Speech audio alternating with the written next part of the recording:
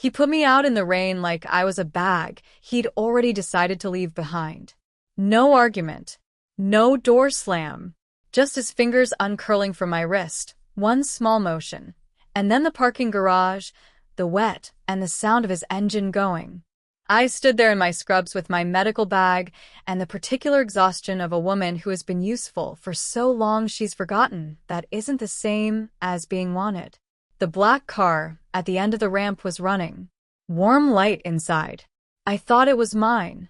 The door was already open. The way it is when something has been waiting for you. The way nothing in my life had waited for me in a very long time. If you've ever stood somewhere ordinary and realized you'd been disappearing for years without anyone noticing, you already know this story. Stay. If what you find here moves something in you, subscribing keeps these stories in your life. They're easy to lose. I said thank God when I got in. Old reflex. The kind you develop after enough double shifts, enough nights where the only good thing is a car that shows up when it's supposed to. I was already wiping rain from my face when I registered the smell. Cedar and something underneath it. Something older, like the inside of a building that had been standing long before anyone thought to heat it. I looked up. He was in the back seat. Not the front. The back, pressed against the far door. One hand held flat against his side. White shirt dark with blood that was still moving. The interior light was low, but it was enough. Silver hair. A face like something carved with patience rather than hurry. And eyes that were open and entirely still, watching me the way no one who had just lost that much blood should be capable of watching anything. My hands were already reaching for my bag.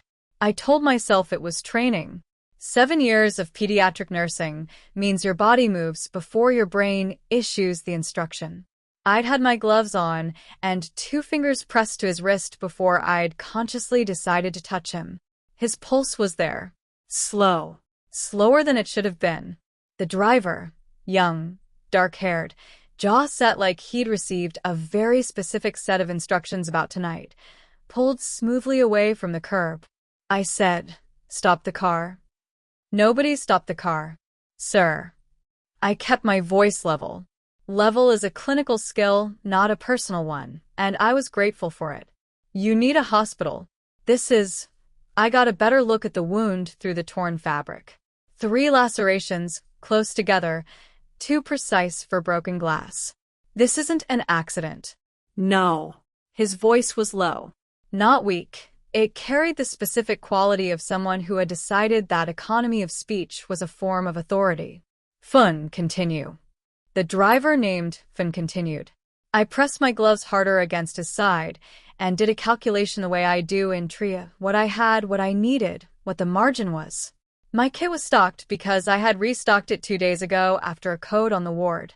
I always restocked it immediately. Saul had called that a compulsion once, the way he called everything I did that he didn't understand a compulsion. I had what I needed. "I'm going to suture this," I said. "You'll hold still." It wasn't a question. He didn't treat it like one. He watched me work the entire time. Not the wound me. The kind of attention that has weight to it, that you feel on the side of your face. I kept my eyes on what my hands were doing, and my hands did not shake because they never shake, and when I tied the last stitch I sat back and pulled off my gloves and finally looked at him directly.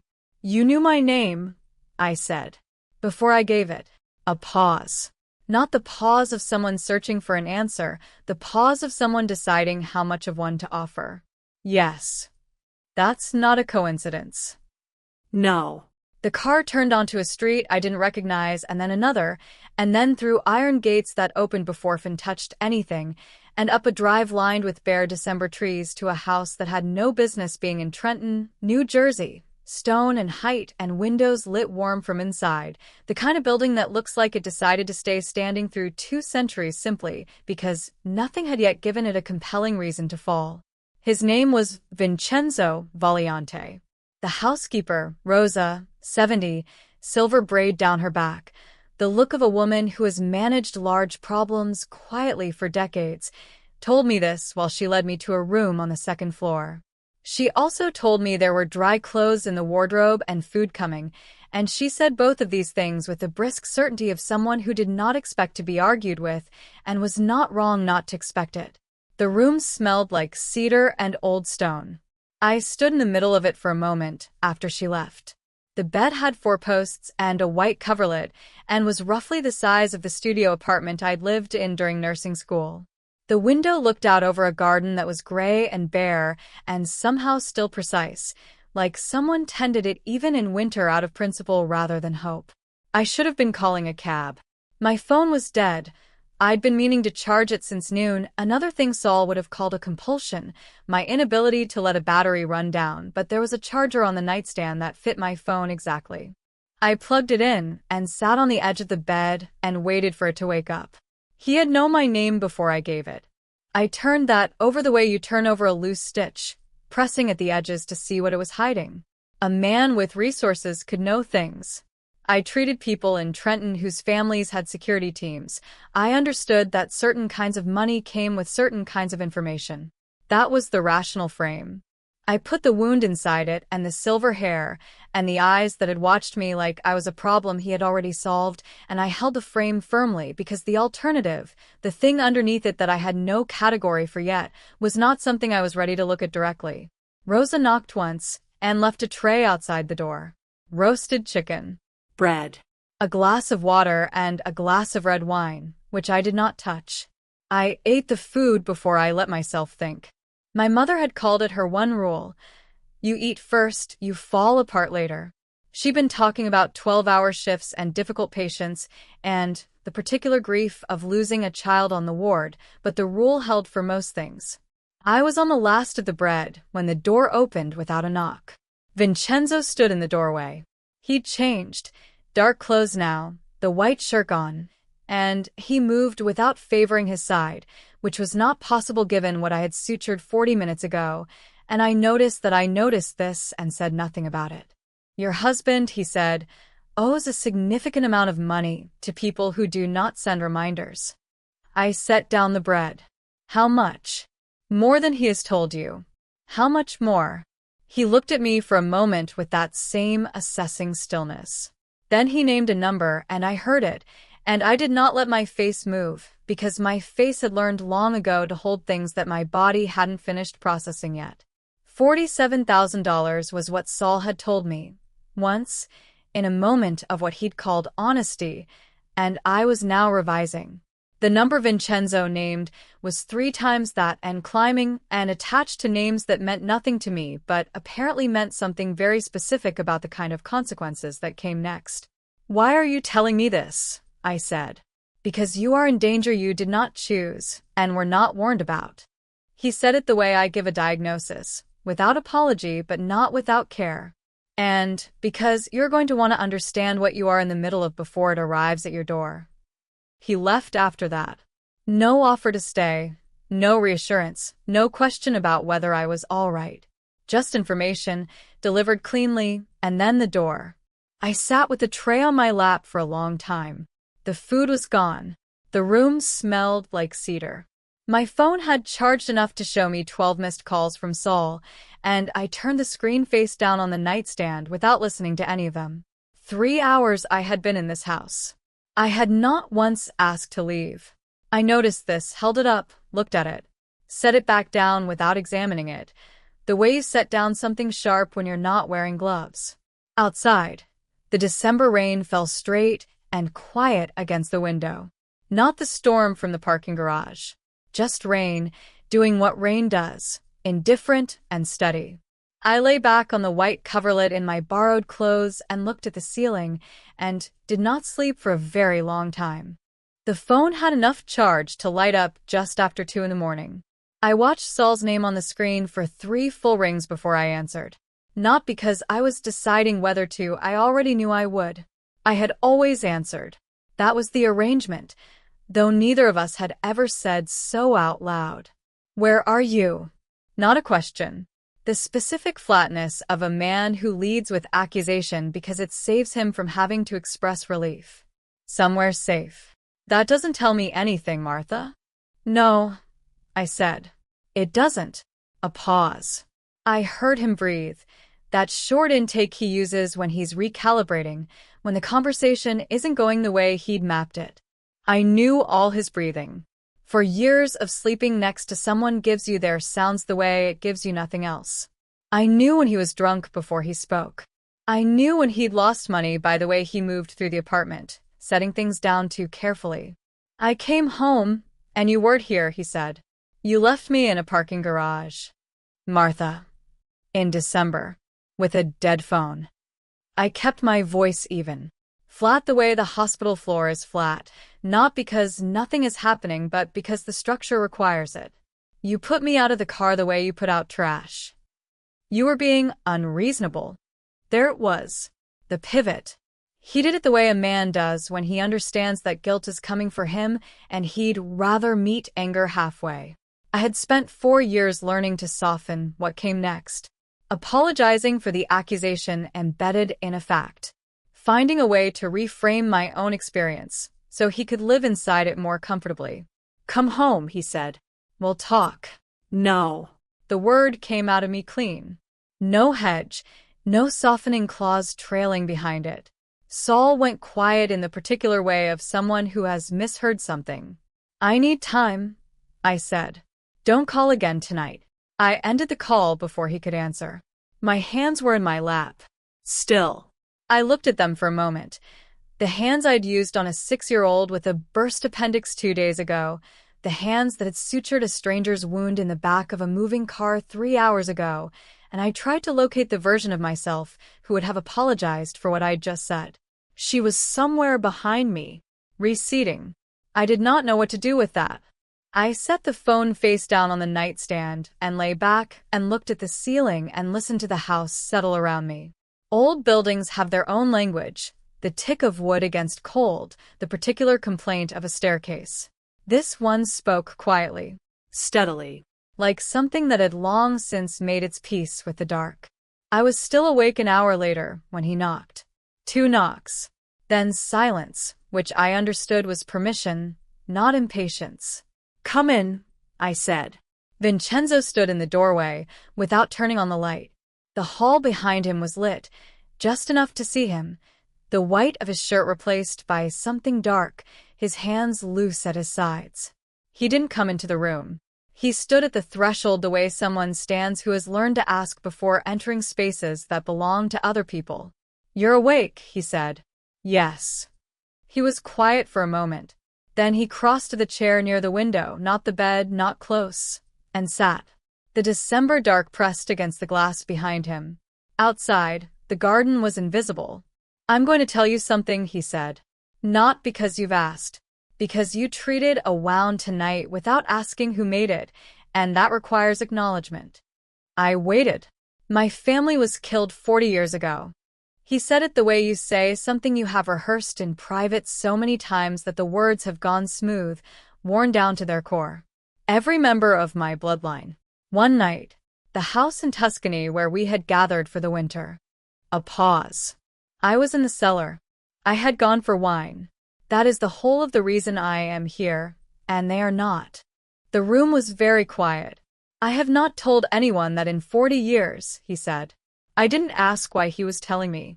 I understood, in the way you understand certain things in the middle of the night, that the question would break something. He had handed me the weight of it the way I hand people information on the ward. Not because I want them to carry it forever, but because they need to know the shape of what we're dealing with. How many? I said. 11. I thought about 11. What 11 people in one house means, the specific density of it, the way that many lives occupy a space, the sounds and smells and routines of them. I thought about coming up from a cellar and finding the silence where all of that had been. My throat tightened in a way I didn't let reach my face. I'm sorry, I said. It was inadequate. I said it anyway because it was true, and the truth was all I had to offer. He looked at me for a long moment. Then he stood. Sleep, he said. Tomorrow will require more of you than tonight did. He left without explaining what he meant. The door closed softly behind him, the sound of someone who has learned, over a very long time, to take up as little space as possible. I sat with my hand pressed flat against the door for a long moment, not moving. The wood was cool under my palm. On the other side of it, the house went quiet. He had given me something without asking whether I wanted it, without calculating the return. I knew what that was. I did it at work, the information a family needed, handed over without softening because they deserved to know. I had never once had it done to me. I lay back on the white coverlet, and the room smelled like cedar and old stone, and I was not afraid. Not of the house, not of the man who had just left, not of the number Saul owed or the people it was owed to. Not of any of it. That absence of fear was the most disorienting thing I had felt in years. I turned it over carefully, the way you handle something unfamiliar, pressing at the edges, checking its weight. I was 32 years old, and I had been managing my own anxiety for so long that its absence felt like a symptom. Outside, the rain had stopped. I lay in the quiet and stared at the ceiling and did not sleep for a very long time, and did not try to. You've stayed this far. That matters. What's coming next is the part of the story most women don't get to hear. The moment everything I thought I knew about my marriage stops being deniable. If you're not already subscribed, now is the time. Stories like this are easy to miss. Don't let this one go. I was already awake when it arrived. Not from sleep. I hadn't slept. I'd been lying in the gray before dawn listening to the house, the way you listen to a patient's breathing when you're not sure whether the rhythm is right. At some point the rain had started again. Soft this time. The kind that doesn't announce itself. The photograph came under the door at 6:10. I heard it before I saw it. The faint drag of paper on hardwood. I was on my feet before I decided to move. Saul's face stared up from the glossy surface. His mouth was taped. His left eye was swollen to a slit.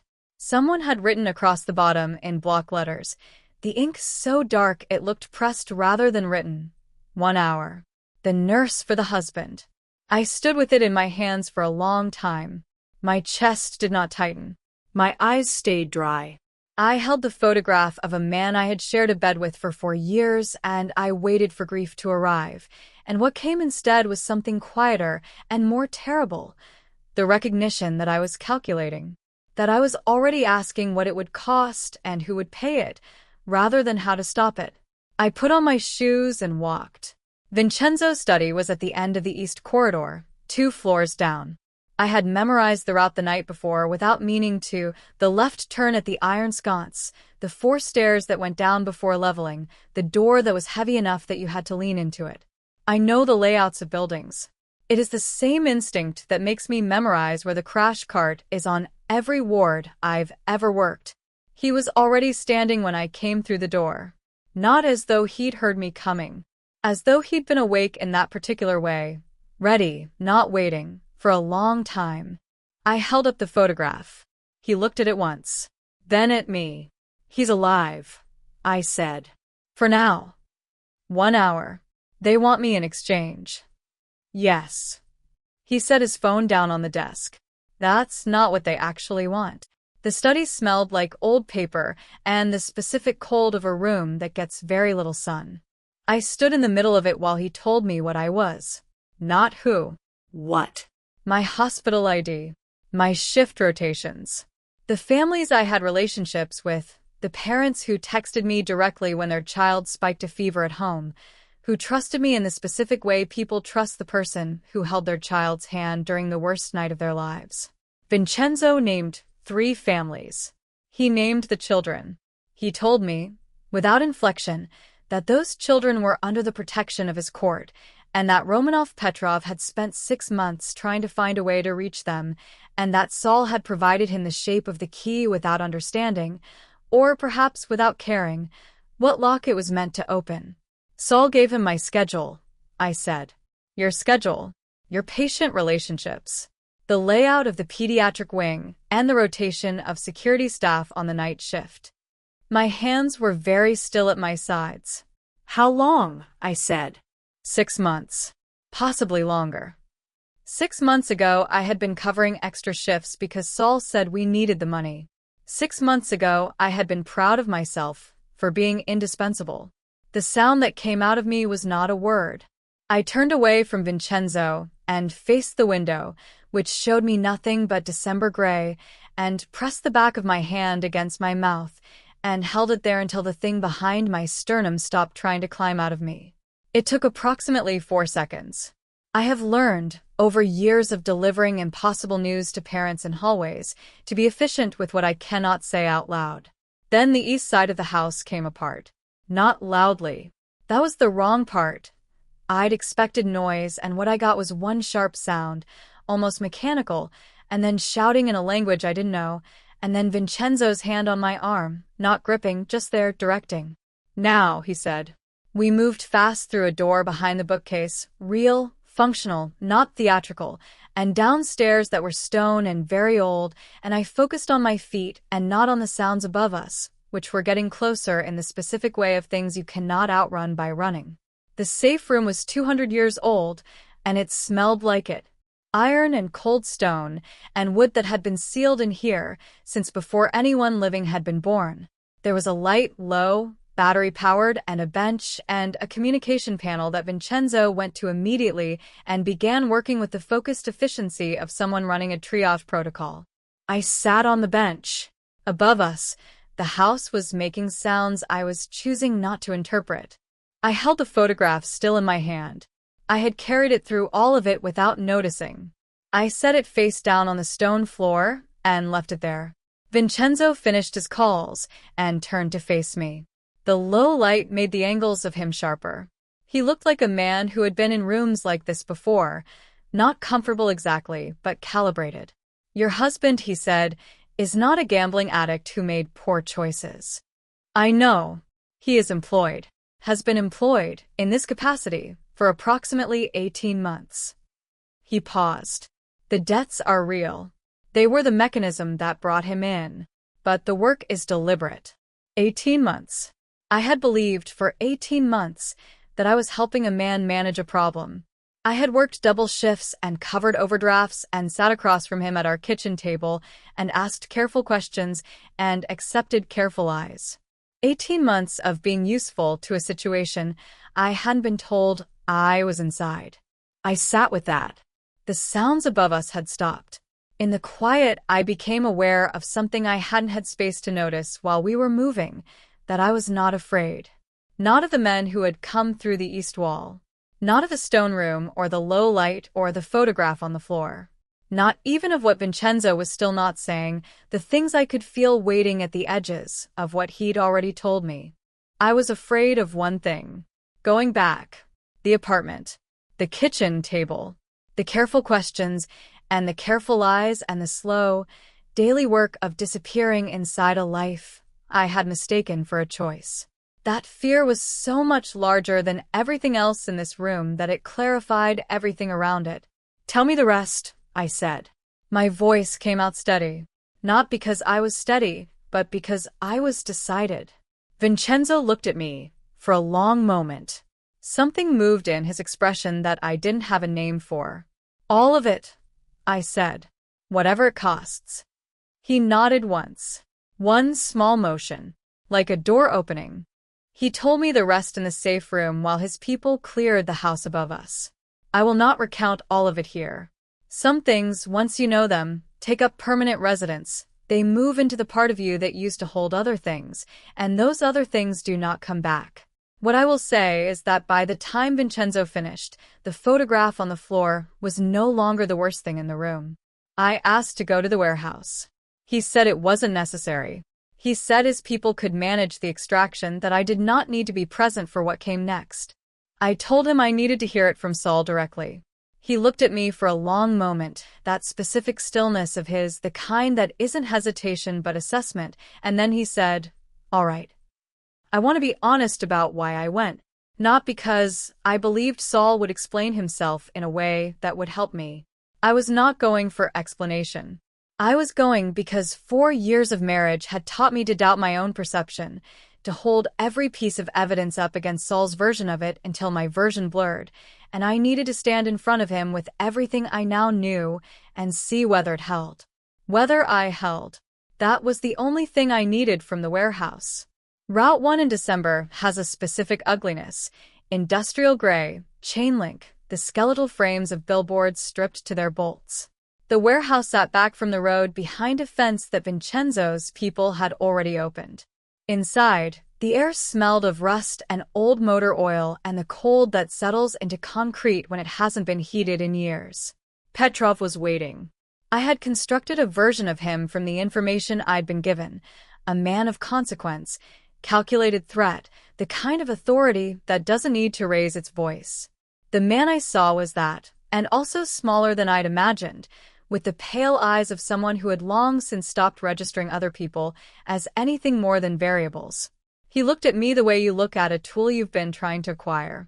Saul was to his left, seated, hands bound in front of him, wearing the expression I had seen on him 100 times, the one that preceded an explanation, the particular arrangement of his features that meant he had already decided which parts of the truth were necessary and which could be managed. He said my name. I didn't answer. Petrov spoke first. He was almost conversational about it, the schedule for the Reyes boy, 8 years old, follow-up surgery after his second cardiac event. The visiting rotation for the Okafor girl, 6, recovering from a spinal procedure. The overnight admission window for a child I had sat with through 4 hours of respiratory failure, whose parents had my personal number, who had drawn me a picture of a cat that was still on my refrigerator at home. He named the children. Petrov gave me the dates and the details the way someone reads from a list, not cruelly, simply efficiently, because cruelty would have implied that my reaction mattered to him. My reaction was this. I went very still. The cold air moved against the back of my neck. The rust smell in the room became the only thing I could identify for several seconds. Then I looked at Saul. He was already looking at me. His expression had changed. The explanation face was gone. What replaced it was something raw, which I might have called remorse if I hadn't spent 4 years learning the difference between remorse and the fear of consequences. Martha. How much? I said. He stopped. Per child. I kept my voice level.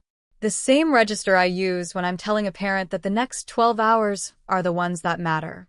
What was the rate? The silence lasted long enough that Petrov actually looked between us, recalibrating. Saul said, it wasn't about the money. That was his answer. Not a number, not a denial, a reframe. Even now, even here, with his hands bound and his face still bearing the evidence of what Petrov's people had done to it, his first move was to manage the frame. I had loved this man. I held that, gave it one full breath, the same breath I give every loss before I close it and move forward. I had loved him, or something I had believed was him, and that deserved one breath. Not more, not less. Then I turned and walked toward the door. Vincenzo fell into step beside me without being asked. Not close. Just there, the way he occupied space, which was always with the sense that he was offering something without naming it. Behind us, Petrov said something to his men in a language I didn't know. I heard Vincenzo's people answer it, and whatever they said ended the conversation. Outside, the winter light was the particular flat white of a December morning that has given up on the sky entirely.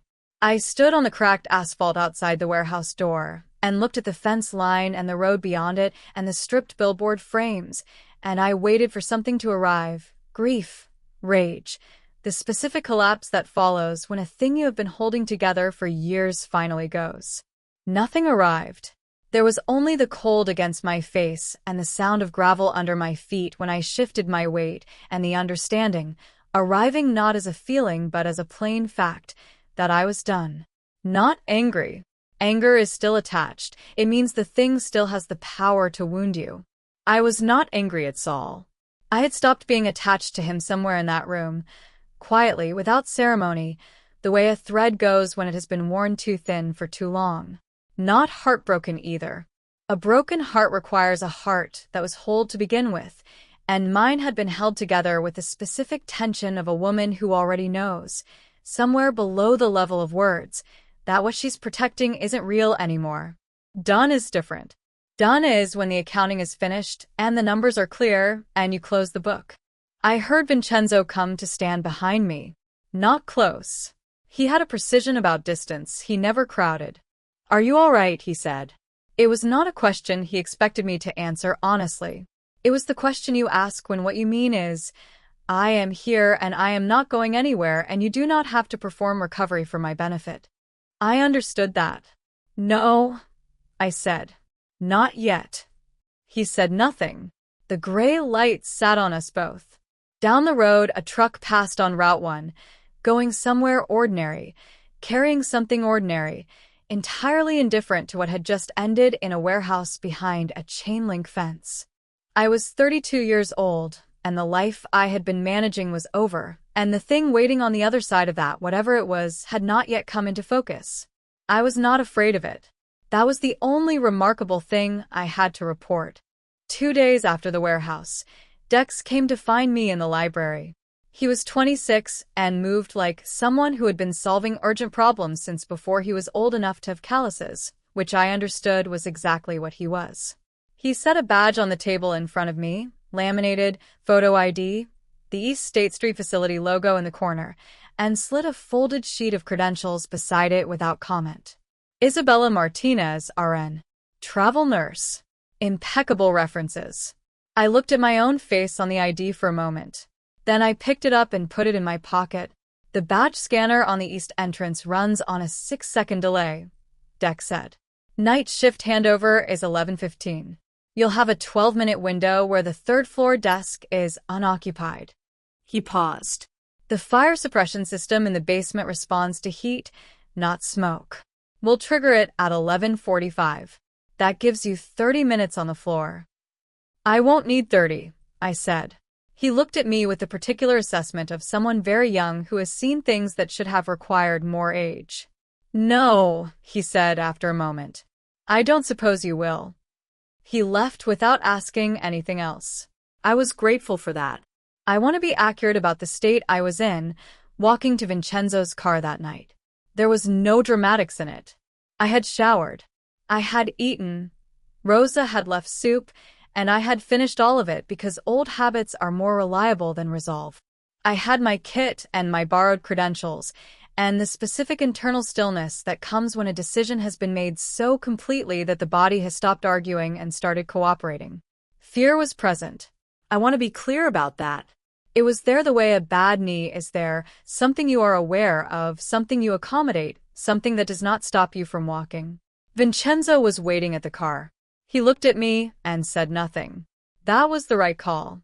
We drove without speaking. The city moved past the windows. East State Street at 11 p.m. is gas stations and closed storefronts and the particular loneliness of a neighborhood that was once something else. I had sent referrals to this facility for 3 years.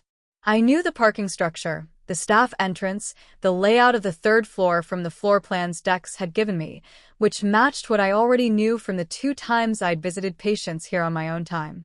"When you come out," Vincenzo said, as we turned onto the block, "I'll be in the structure on Hamilton. 3rd level." I nodded. "Martha." I looked at him. He didn't finish whatever he had started. He just held my gaze for a moment, that careful, assessing look that I had stopped flinching from, and then turned back to the road. I got out of the car. The east entrance opened on the first try. The corridor smelled like every medical corridor I had ever worked, antiseptic over something older and more human underneath, the particular staleness of recycled air that hasn't seen a window in years. My shoes on the floor made the sound they always made. My badge hung at the right angle. I nodded at the one staff member I passed near the elevator, and she nodded back without stopping. This is what a decade of clinical work gives you, the ability to belong to a building before it decides whether to accept you. 3rd floor. Room 318. Petrov had moved Saul here after the warehouse, which Vincenzo's people had confirmed through channels I had stopped asking about. The guard on the door was a single man, younger than I'd expected, with the look of someone doing a job he had not been briefed on fully. I told him there was a cardiac flag on the patient in 318, chest pain reported to overnight staff, standard protocol, required a check. I held my badge at the right angle and kept my voice at the particular register that communicates routine rather than urgency, because urgency makes people call supervisors and routine makes them step aside. He stepped aside. Saul was awake. He looked worse than the photograph. The bruising had deepened over 2 days, and the drug compliance they'd been maintaining had left a glassiness in his eyes that cleared slowly when he registered me. Martha. His voice was rough. You came. I set my kit on the bedside table and opened it. I knew you would, he said. I knew you couldn't. Don't. I said it quietly. Not angry. Flat. The way you speak to someone who is about to say something that will make the next 60 seconds harder for both of you. He went quiet. I prepared what I needed with my back half turned to him, the kit arranged the way I always arrange it, left to right, in order of use. My hands moved through the familiar sequence. I was aware of them in a way I am not usually aware of them, the way you become aware of something you have always taken for granted at the exact moment you are about to use it differently than you were trained. These hands had pulled children back from the edge of things, had held the small wrists of patients coding at 2 a.m., had sutured a wound in the back of a moving car 3 nights ago, in another life. I held that. One full breath. The weight of it, all of it, present and accounted for, and not looked away from. Then I turned back to him. I love you, Saul said. His eyes had filled. Whether that was genuine or the last management strategy of a man who had run out of others, I could not tell. I had stopped being able to tell some time ago. Whatever I did, I love you. That part was always real. I looked at him for a moment. He had loved me the way some people love things, possessively, incidentally, without ever asking what the thing needed in return. I did not doubt it was real. I also knew it was not and had never been enough. I know, I said. I found the vein with the efficiency of someone who has done this 10,000 times in the service of keeping people alive, and I did not let the irony of that become more than a fact. His eyes widened. Then they didn't. I closed them afterward. 2 fingers, 1 motion. The same gesture I have made over patients I could not save, in the same rooms that smell of the same recycled air. The only ceremony I know for an ending. I straightened the blanket. Old reflex. Then I picked up my kit and walked out. The fire alarm started 2 corridors away while I was still on the stairs. By the time I reached the east entrance, the building was running its evacuation protocol, and I was one figure among many moving toward the exit, unremarkable, already gone. The parking structure on Hamilton was 3 blocks. I walked them. Vincenzo was on the 3rd level, where he said he would be. He was leaning against the car, hands in his pockets, watching the direction I came from. When he saw me, he straightened, but did not move toward me. I crossed the distance between us. He looked at my face. Whatever he saw there, he did not ask about it. He reached out and took my medical bag from my hand, no words, no question, just the weight of it transferring from my grip to his. My hand, empty, fell to my side. That was all. That was enough. I stood in the structure on Hamilton with the December cold coming through the open levels and the distant sound of emergency vehicles on East State Street and the specific lightness of hands that have just put something down, and I did not look back. 3 weeks is long enough for a city to stop holding its breath. Petrov's operation came apart the way things come apart when the person holding them together is gone, not all at once, but in pieces, each one quieter than the last. Dex gave me updates I hadn't asked for, brief and factual, leaving them on the library table the way you leave someone a glass of water when you're not sure if they're thirsty, but you want them to have the option. I had gone back to St. Jude's after the first week. Not because I was ready, exactly, but because the ward does not pause for the private catastrophes of its nurses, and I had learned a long time ago that the children on that floor were a more reliable anchor than anything I could manufacture inside my own head. I went back. I worked. I stood at the nurse's station at 3 a.m. and did the job I had always done, and if the doing of it felt different now, heavier in some places, cleaner in others, I kept that to myself. The house on Greenwood Terrace had become something I returned to without examining why. I told myself it was temporary. Practical. The apartment still had Saul's name on the lease, his things still distributed through the rooms in the specific way of a man who occupied space without considering it, and I was not ready to stand inside that yet. That was what I told myself. What I did was come back every evening to a room that smelled like cedar and eat whatever Rosa left, and sit in the library with books I was not reading until the house went quiet. Vincenzo found me there on a Tuesday. He came in without knocking. He had stopped knocking after the first week, which I had noticed and not mentioned. He sat in the chair across the table from me. Not close, the way he always positioned himself. Present, not crowding. I set down the book. I wasn't reading. He looked at me for a moment. Then he said, "Petrov's network is dissolved. The last of the financial infrastructure was dismantled yesterday. Your position at St. Jude's is protected. Any questions about your absence have been answered through channels that won't resurface." He paused. "The debt records no longer exist." "All right," I said. "You're free to leave." He said it plainly, without inflection. Not pushing, not pulling. "My people will ensure your safety, regardless of where you go. That is not conditional on anything." The library was very quiet. The fire had burned down to coals. Outside, I could hear the rain starting. The light, indifferent December kind that doesn't announce itself. I looked at him across the table and I understood, with the specific clarity that comes after 3 weeks of not letting myself think directly about something, that he meant it.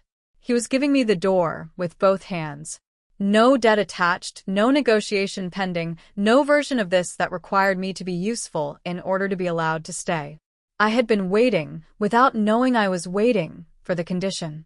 For the part where what he'd done for me became something I owed. There was no condition. I sat with that. My hands were flat on the table. I was aware of them, the same hands that had been the measure of my value for 10 years, in hospital wards and in a marriage where being capable was the rent I paid for being kept. I was aware of them doing nothing. Just resting. "How long have you been alone?" I said. He went still. Not the assessing stillness, a different kind. The kind that precedes something true. The fire made a small sound. The rain against the library windows was steady. "Long," he said. One word. The weight of 40 years inside it. I stood up. I want to be honest about what happened in my body in the space between standing and crossing the room, the particular internal argument of a woman who has spent her entire life making sure she was worth something before she asked for anything. The voice that said, "Wait, what are you offering? What do you have to give him that justifies this?" I had nothing. That was the point. I had no transaction to propose, no competence to lead with, no careful negotiation of terms. I had only myself, the version that did not yet know how to receive without earning, the version that was going to have to learn, the version that was 32 years old and had been managing her own disappearance for so long that choosing to be present felt like a skill she hadn't practiced. I crossed the room. He watched me come. He did not move toward me. He did not reach. He simply waited, with the patience of someone who had survived long enough to understand that the things worth having arrive in their own time. I stopped in front of him. His hands came up slowly and took my face, both of them, carefully, the way you hold something you were not certain you would ever have again and cannot yet trust that you won't lose. His thumbs were against my cheekbones. His eyes were on mine. He didn't say anything. Neither did I. There are things that don't require language, that are, in fact, diminished by it. This was one of them. 2 people in a library in December, both of them having lost things that could not be recovered, both of them choosing, with full knowledge of the cost, to risk something new. That kind of moment doesn't need a speech. It needs to be held. He held it. I let him. Later, I stood at the library window. The garden below was bare, December stripped, the way the whole city was stripped, all the bones of things visible that the other seasons kept covered. The rain came down soft and straight. It did not hammer. It did not punish. It fell the way things fall when they have no argument to make, only the simple fact of their arrival. Vincenzo was behind me, not holding me, just present, Close enough that I was aware of him the way you are aware of warmth from a fire that you have stopped sitting next to, still there even when you're not looking directly at it. I pressed my hand flat against the cold glass. There are other women in this city who know what it is to wake up in a room that doesn't belong to them and feel, for the first time, safe. I have seen them at St. Jude's, a particular look they carry, the look of someone who has been through a door they didn't expect and come out the other side changed. We don't explain ourselves to each other. We don't need to. Trenton has old bones. Things live here that the city doesn't talk about. And some of the women they choose, not all of them land softly. I had landed softly. I was not sure I deserved it more than they did. I was not sure deserving had anything to do with it. The rain kept falling. My hand stayed on the glass. Behind me, Vincenzo was still. I had spent 32 years being useful. This was the first night I had simply been here, and that had been enough, and I did not know yet how to hold that without checking whether it was real. I supposed I would learn. If this story settled something in you, if you recognized her, even a little, there are others here. Women who waited too long, chose wrong, and found themselves standing in the rain outside a life that had stopped fitting. Their stories are here when you're ready. Subscribe and they'll be waiting. You won't have to search.